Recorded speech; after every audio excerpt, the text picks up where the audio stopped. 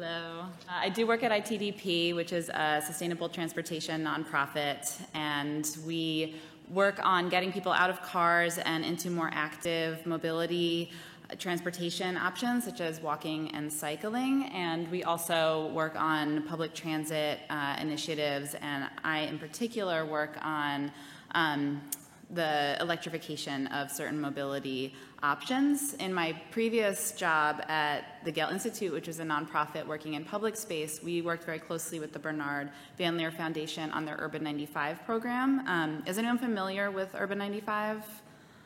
Okay, a couple of you. So I'll explain a little bit what it is as I go through, but the general idea and what we're really here tonight to talk about is what if cities were better adapted for young children and for families and for caregivers.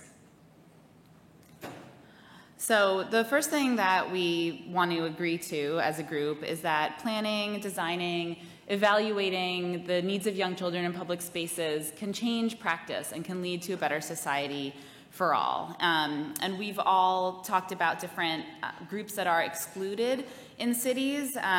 We talked, Bryson mentioned LGBTQ and how safe spaces for families and for people experiencing exclusion are hard to come by. And we've systematically planned and built the standards in our cities that do reinforce class and race and gender inequities, and we limit the possibility of human interaction and the movement of people according to their age and physical ability. And this especially impacts young children. And so this picture here, you would be hard-pressed to find this on an everyday street in any of our urban environments that we live in or have been to. This is obviously a street that's closed off to traffic, but it reminds you that how much space we've devoted to single occupancy internal combustion engine vehicles, and how if we were to reclaim that space, we would have so much more space to work with. And I'll just share a personal anecdote. I grew up in New York City, and during 9/11, I was living in the lower, not downtown Manhattan, but below 14th Street, because I was at the university at that time living in the dorms. And if you were here, you would have known that the streets were closed off to traffic that day. And I forget exactly when they reopened to traffic, but it was pretty quick that the city got back on its feet, shockingly quick, actually. And that day was really impactful, not only because, obviously, of the great tragedy, but you were immediately exposed to what the city would look like if people came together. And people were not just coming together because of a tragedy, they were coming together because they had reclaimed the space of the streets. And people were meeting in the streets, and they were sharing this experience. And it's a really transformative thing when you open up the streets for people, as I'm sure we've all experienced in various capacities. So for kids in particular, we know that early childhood development, specifically age 0 through 5 and even prenatal, is where you start to develop your motor skills, your cognitive skills, your linguistic, your socioeconomic skills. And as Kathy pointed out, kids are only in school for 20% of their waking life. And so even under that age 0 through 5, you're in school for probably an even lower percent of the time. And that's really when your brain is developing the most, and you're kind of setting the landscape for all of the future abilities that you can have. And this is something, and I'm not a neuroscientist, but this is something that we've only learned maybe in the past decade or so about brain science. So it's actually really transformative to incorporate this knowledge into your practice if you are someone who is shaping cities or interacting with kids, to keep in mind. And so what makes a kid stronger and able to be more productive as a person, obviously access to nutrition, healthcare, safety, play, an adult nurturer, and these are all systems that we optimize our cities for generally. And so thinking about the specific needs of our smallest and youngest citizens when we design these connections is very important. So the developing brain, this is just an illustration of where the synapses are. The synapse is the connection between the neurons in your brain and where they're formed. And this shouldn't alarm you. We're still able to form new skills and memories, of course, after age 5, but it does seriously decline after a certain very early age there. And this is something that we need to think about when we're developing environments for young kids.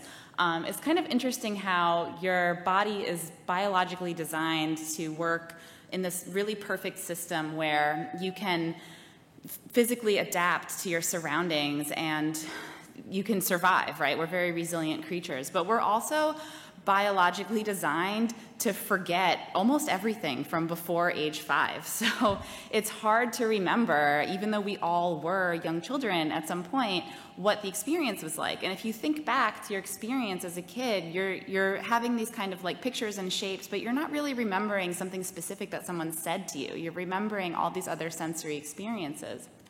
And so we have to really continually remind ourselves who we're designing for and why, and who we're including and who we're excluding. So this is just a cross-section here of how these different kind of developmental channels intersect with public space, how connection to nature, for example, can influence your physical development, and how all of these criteria can affect your family well-being. And this kind of social capital is really important for setting you off on the right learning pathway and health as a child. For example, this one is obvious, and this one intersects very strongly with transportation, which is what I'm working on now, so air pollution. If we have a majority of internal combustion engine vehicles, this is any vehicle that's not hybrid, electric, even a hydrogen fuel cell vehicle, there are particulate matter and other emissions coming out of that vehicle that are affecting the air quality, right? So we all know this. If you've ever lived on a ground level and you're trying to clean your windowsills, you know how much junk is coming off of cars and coming off of the air, right? It's on our skin, we wash our face at night. This is all visible stuff. It's not something that you can't see. It's not something that's kind of creeping along slowly on the horizon. This is an immediate, everyday concern. And for young kids who breathe at a higher rate than adults and who have a higher surface area ratio of their lungs to their blood vessels, this is very impactful. And this can cause a lot of damage in young kids: underdeveloped lungs, poor cognitive development, delayed brain maturation. And so these are all issues that we can address in urban planning to create better outcomes for our youngest citizens. Noise pollution is another one, again, that I associate very heavily with transit. I love the idea that the conscious city can know when it's too much stimulus and like just turn it down. But I don't think we're there yet. So we have to really be conscious of this. Other elements that affect our development: exposure to nature. We actually know that children who are constructing their own knowledge about the world by their environment are not memorizing facts. I like the idea of the hopscotch and the basketball court that can help you learn fractions, but kids under age 5 are much more affected by shapes and sounds and smells and experiences, and this is something that we'll also have to take into account, and they would probably walk away from those projects with a really rich knowledge of colors and they'd have other takeaways from that experience, which is great. And nature, obviously, is oldest trick in the book for getting kids adapted to these situations that will help them grow up. And, for example, 55% higher risk of developing a psychiatric disorder if you are not exposed to nature, for example. The human dimension is what we talk about, and this is an illustration from Gale Institute where I used to work. But if we're all experiencing the world from approximately the same level, even if you're 11 feet tall, which very rare, you're still not like in the terms of the stratosphere, you're still in like the very low percentage of experiencing that, right? But there is a big difference between 90 centimeters, which is the eyesight level of a child, versus 100 centimeters, 170 centimeters, which might be the average height of an adult's eyesight.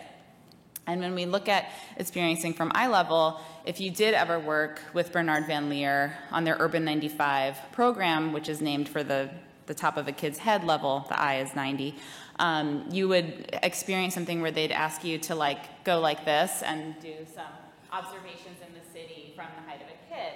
And you notice that the stimuli are totally different. They have this really cool VR experience where you're like frantically trying to avoid the garbage truck. It's kind of terrifying, actually. But it does give you a very different experience, and it's something we should think about when we're designing our cities. Even if you have an impaired one of your 5 senses, we're all still generally experiencing the same stimuli. And research shows that we need the stimuli from all of our senses to make us feel comfortable. Kids experience even more through vision and through taste, which is another big one. And all of us as adults experience a lot of our impressions from sight. Again, even though we would love for the city to just like quiet down sometimes, we do need something like 1,000 stimuli per hour, which is 1 every 3 to 4 seconds to keep our brains active and engaged. This is an image that was created by NACTO. I know someone from NACTO is speaking later, so perhaps you will go more into detail here. But this really shows the scientific importance of the early years and how important interaction with your environment and between social interactions with your caregivers and with folks that you're interacting with is really important. And it's the single most important interaction with a kid is child and caregiver. So when you have this situation, obviously you're not having a positive experience in an urban environment, which can affect how your brain is developed for either good or bad. And this is a common sight, right? We see this all the time, and it's bad. It's really bad. There's no healthy connections being built here. My notes say, this woman is just trying to get through it. So if you could experience the world from the height of a small child, a 3-year-old, what would you change? This is the essential question at the core of the Urban 95 program. This is something that ITDP created. This is just a map considering the city from a parent or a caregiver's point of view. So this person on the top is moving from home to work, and he's got some other problems, I'm guessing. There's no social life here. I don't know what he's eating, but this is like the essential trail you'll see in this guy's health app, maybe on his iPhone or something, whereas this person on the bottom is obviously providing care for some additional family members and is taking on some of the labor of obtaining food for the family and of paying bills. And this person is having a completely different transit experience that's taking up a lot more of this person's time, and this is something that we want to design for when we're thinking about transit specifically. So land use for urban transportation is important. Our cities and metropolitan areas are increasingly characterized by scattered land use, right? So everyone knows the kind of dilemma of trying to get to all these places in one day and how exhausting it is, and how it can really actually stress you out and create other problems in your life. And our big mantra is planning better and I'm not talking about this person planning her route better. I'm talking about systematically designing the plan of your city better so that this route is not this crazy shape and is more direct and is healthier on her mental health, her physical health, and her family's health. So mobility for families, we want to target a walkable or easy access to essential services within 15 to 20 minutes, and that can be via various modes of transportation. Some obvious, really quick interventions are safer street design. In terms of crossing the street, so street design, if you're thinking about how long the light is allowing a pedestrian to cross the street, it's obviously prioritized for cars. Most pedestrian signals are designed so that there's no liability for the car, that the car doesn't run you over. They're not designed to optimize how you get across the street. I love some of the crosswalk designs that Kathy showed. Actually, I've seen that 3-dimensional one, but I haven't seen it like at the exact angle that you showed it, and now it's like, oh yeah, that's what that's supposed to be. So there's a lot of really small interventions that we can do that can make it easier for everyone to have equitable access to the street. And as we talked about in the first slide, we've allotted a lot of space in our cities to cars. And if we're looking at complete streets, this is in Tirana and Albania, and thinking about specific space for two-wheelers, specific space for pedestrians that are safely separated from cars and that are equitably separated. then we can have a better chance of people actually prioritizing these active mobility modes, especially for young kids. Safe and comfortable transit. Please give up your seat to a pregnant or an elderly person. Like, these are things we have to keep reminding people. This is not just built in. There's signs about it.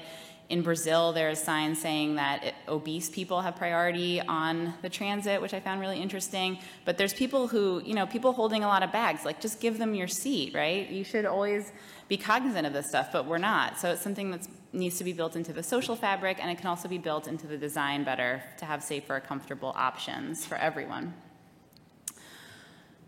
School commutes obviously are stressful. Folks are using cars more often to deliver the kids to the school. Some of these issues can be solved through transit. Again, if there were safer options, you would be able to optimize your day by getting some of your physical exercise, some of your access to nature, and some of your reducing of car use, improving the quality of the environment for others just by walking, if we could make the route short enough and simple enough and exciting enough, and so you're not walking on the side of a horrible transit area. This is a walking school bus in Auckland, New Zealand, and so these are volunteers who take turns actually being the school bus for the kids and giving them a better experience than, again, being in one of these loud, dirty, internal combustion engine school buses that are really bad for kids, for the environment. This is another crosswalk where the lowered curb and these bolsters are keeping the traffic separate from pedestrians, arguably slightly better design, but not as good as it could be. And then this is just one example of some work that ITDP is doing in Changsha in China as part of their 2050 plan. This is the previous condition for kids walking to school, sharing space with the cars, and they're not even really sharing it, they're just kind of like borrowing a little space from the cars there. And so working with the kids and the experts in the community, we thought of a better plan, and this is the experience that kids have now, and we're trying to inspire about 10 pilots around the city for more child-friendly cities and family-friendly cities and better infrastructure. So in conclusion, I would ask you to, if you know a kid, if you see a kid, try to observe or interact with them in a way and try to think about what would a small child experience in this place, how can we make it more accessible for them, how can we make 20-minute neighborhoods, and how can we make travel fun? Thank you.